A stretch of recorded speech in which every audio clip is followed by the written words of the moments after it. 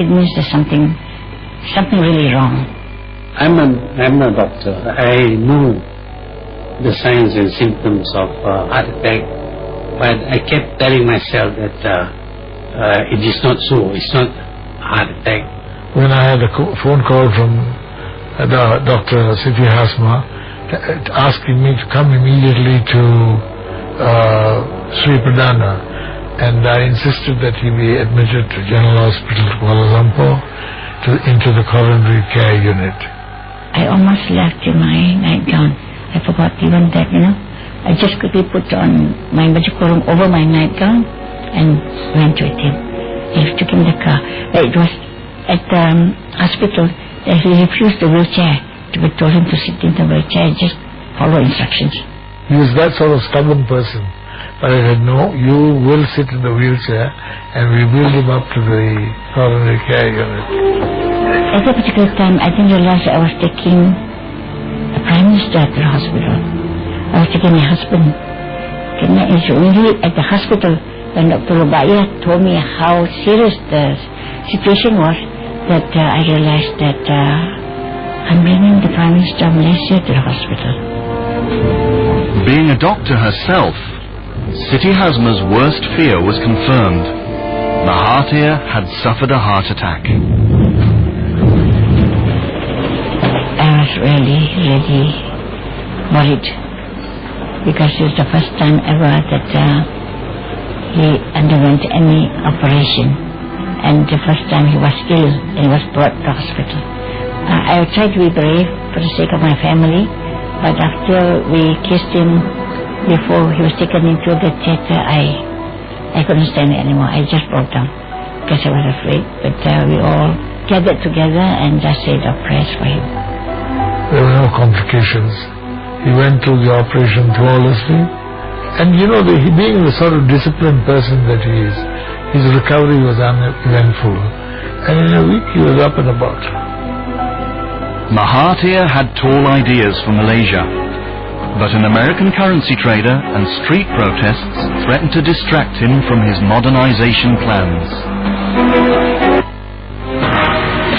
Now into his second decade as Prime Minister, Mahathir had a new agenda for the nation of 18 million people. He was keen to see a first world country emerge under his leadership. He has now realized that Malaysia is a nation of different races and different cultures, that all the races cherish and treasure their different languages and cultural heritage, and it's from there that you build up a united nation.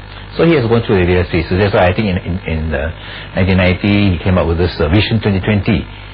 Vision 2020 was, in my view, a further effort, an appeal to Malaysian nationhood, nationalistic and more importantly a modernist view of the future of Malaysia. I have lots of ideas. I think if you want to be a leader, you must have ideas. You see, otherwise you'll be like any of your followers.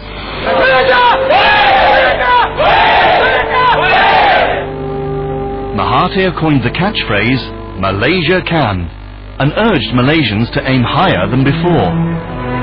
In 1997, Mahathir's administration sponsored an expedition to climb Everest, the world's highest mountain.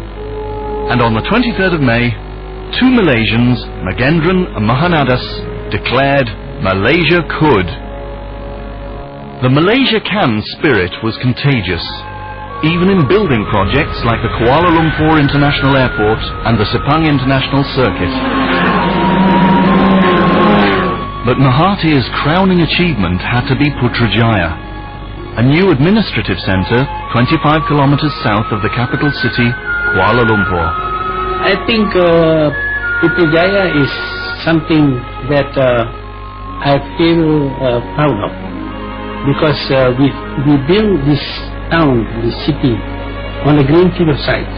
And today you see that it has really become a real city, very impressive. Lots of people full of praise, and many countries have come to learn from us how to build a new capital. Elsewhere in the country, change was happening. Infrastructure brought immediate benefits to Malaysians. In Kuala Lumpur, Mahathir tackled the city's annual flood problems using smart engineering. He approved the world's first stormwater and road tunnel to be built 20 meters underneath the city. Before rivers overflowed their banks, the motorway tunnel would be converted into a giant water channel. After clearing traffic, the stormwater gates would open. The lower and upper road decks would be flooded, diverting water beneath and away from Kuala Lumpur and putting it out of danger. My dad has a great capacity for looking at all this new technology and seeing the application way before everyone else. Tallest, the longest, the biggest structures here and there. And in that sense, it gives the Malaysians a sense that of achievement, whether right or necessary. While modernizing Malaysia, Mahathir was also gaining notoriety on the international stage. I have always talked very openly about my feelings regarding the Commonwealth, the rule of the British, and the role of the Western countries. Except that I expressed this only among close friends. But when I became Prime Minister, I felt that these feelings should be expressed as loudly as possible. And of course, then people say I'm very combative. Politics is a different matter. It requires a different persona and a different performance, and he's able to deliver that. And quite often that requires him to be very outspoken and somewhat nasty. But if you say anything at all against the Jews, then you are accused of being anti-Semitic. Are we not allowed at all to criticize the Jews if they do things which are wrong? Mahathir found a natural ally in another outspoken leader. Among the leaders I most admired is Nelson Mandela, because when he was released from jail, I was expecting a man who was either very bitter or very broken down. But I find no such thing. He was not angry with those who jailed him, and he was very positive about the future of his country. So this is a great leader. He liked people who appreciated him, who showed him some respect, and the leaders of many third world countries admired him for standing up to, particularly to the United States. Mahathir didn't think very highly of US President George W. Bush. I find him lacking in knowledge about the rest of the world. He has no idea about countries in Asia, for example. He is very simplistic in his view, that all you have to do is to bash people up so that they will then not be a problem for the United States. So I didn't quite like his attitude. Margaret Thatcher, the British Prime Minister, was an exception. They had a lot in common, they hit it off, and they became very, very close friends. It was different with Australia, though. In 1993, Prime Minister Paul Keating's description of Mahathir turned into a diplomatic disaster. Keating had called Mahathir a recalcitrant. When he commented about my not attending the first APEC meeting in Seattle, he said that I was a recalcitrant.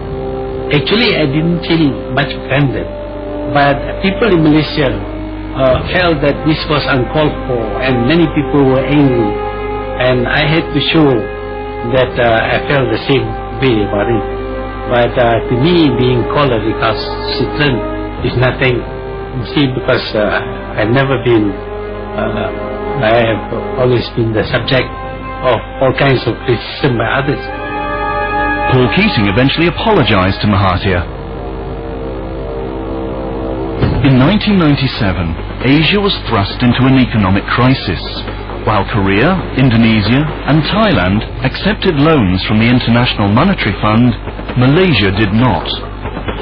72-year-old Mahathir felt his team could resolve the economic crisis themselves.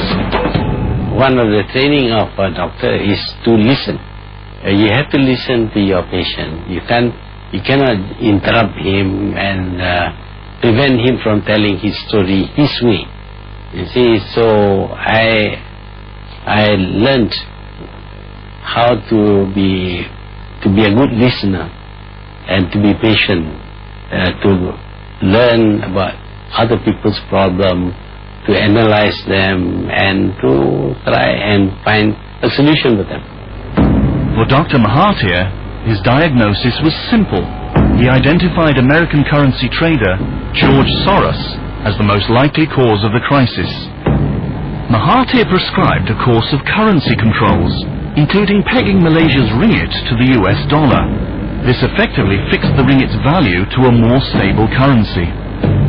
If we peg, then the traders cannot play around with currency, so they cannot make any money. That's why we decided that we must not only stop the trading in currency, but we fix the exchange rate, and we fix it so that we are competitive against our neighbors. Introduction of capital controls did not cause the calamity which the IMF and others claimed that it would cause, and in fact, in many other ways, I think Dr. Mahathir has been clearly vindicated by recent developments. As soon as one crisis ended, another began. One that would forever haunt Mahathir's legacy. On the very day Mahathir pegged the ringgit to the US dollar, Deputy Prime Minister Anwar Ibrahim was sacked. The city turned chaotic. A reform movement gathered speed, calling for Mahathir's resignation. He, at a time, felt he was greatly misunderstood, and he still is, that the argument with Anwar was not about economics. It was not about the economic crisis. He was actually campaigning against me, but that didn't matter to me because I was going to step down in 1998, so he would take over anyway. But then the police reported to me about his misbehavior, and I thought that this is not a suitable candidate for the prime ministership. So I had to prevent him from continuing as the deputy prime minister, who would eventually succeed me.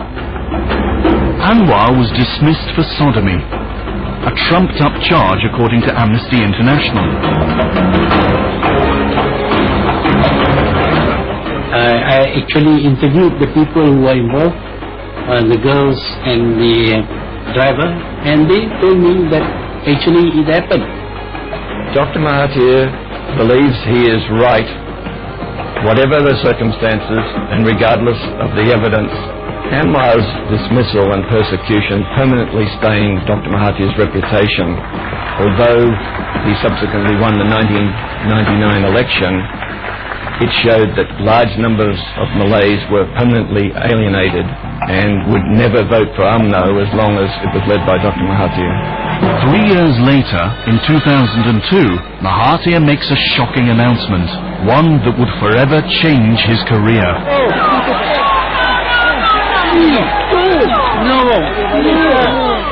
No, I have decided.